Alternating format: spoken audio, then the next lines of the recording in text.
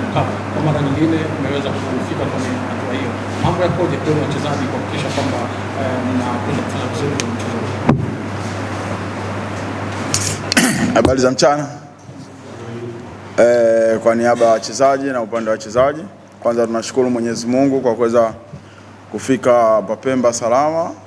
Kila mchezaji yuko vizuri na tuko katika hali nzuri kuelekea katika mchezo wa kesho, na tuna session moja iliyobakia ambayo ni ya mwisho kuelekea katika mchezo wa kesho.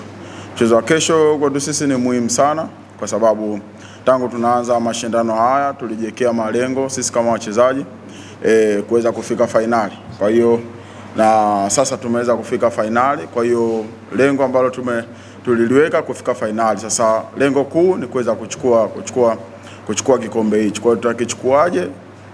Ni kufuata strategy ambazo mwalimu ametupa, na tunaendea mchezo huu kwa strategy ipi na kwa nguvu ipi. Kwa hiyo tutajitolea kuhakikisha tunafanya vizuri katika mchezo huu na tuweze kutimiza malengo yetu.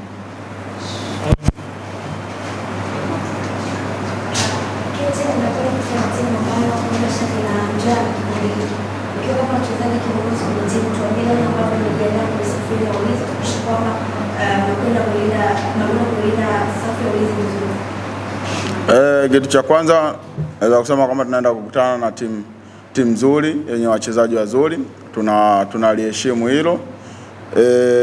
Lakini kubwa ambalo hata mwalimu waga anatuambia kwamba washambuliaji wanaweza kushinda mechi, lakini mabeki tunaweza kushinda kikombe. Kwa hiyo sisi mabeki tumejiandaa vizuri kuhakikisha tunashinda kikombe.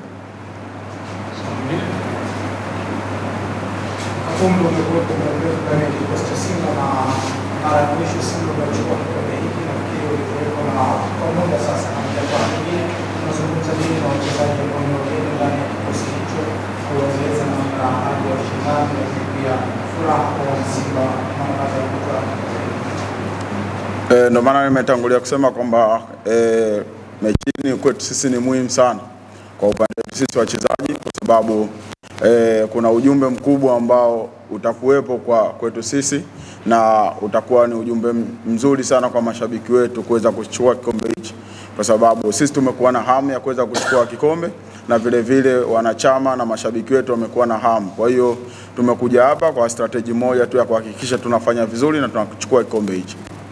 Na ndio maana nimetangulia kusema kwamba tunaenda kukutana na mpinzani mzuri na wana wachezaji wazuri. Ukiangalia katika timu yao ina wachezaji ambao wanatumia individual performance, na ukiangalia hata kwenye ligi wamefanya vizuri. Kwa hiyo ndio maana nimesema kwamba striker wanashinda mechi ila mabeki wanashinda kikombe.